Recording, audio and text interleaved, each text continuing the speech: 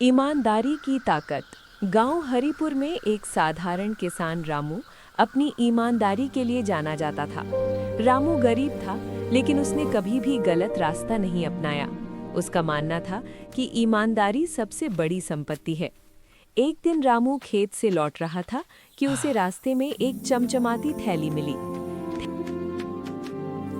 थैली खोलने पर उसने देखा कि उसमें सोने के गहने और कुछ पैसे थे। ये देखकर रामू चौंक गया।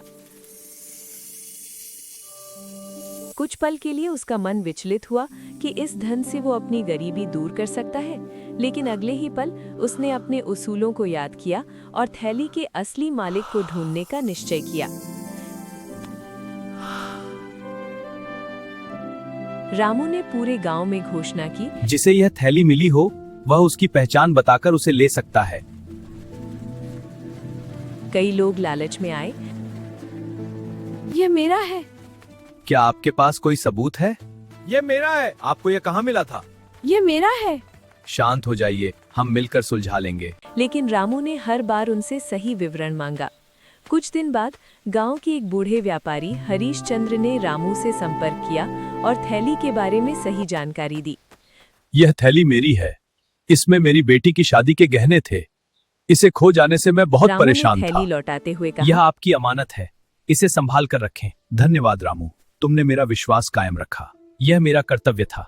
तुम एक अच्छे इंसान हो। व्यापारी की आंखों में आंसू तुम्हारी आ गए। मदद के लिए यह लो। मेरे लिए ईमानदारी सबसे बड़ा इनाम है। रामू की ईमानदारी की चर्चा पूरे गांव में होने लगी। मैंने हमेशा इस गांव के लिए अपनी वफादारी निभाई है। हर मुश्किल में मैं खड़ा रहा हूँ और आज भी मैं तुम सबके साथ हूँ। रामू, तुम सच में एक सच्चे दोस्त हो। धन्यवाद। ये गांव मेरा सब कुछ है। ये बेहतर बीज और खाद तुम्हारे खेतों के लिए हैं। धन्यवाद हरिश्चंद्र चाचा, आपकी कृपा से हमारी जमीन को हरा भरा करो। हाँ चाचा, देखिए।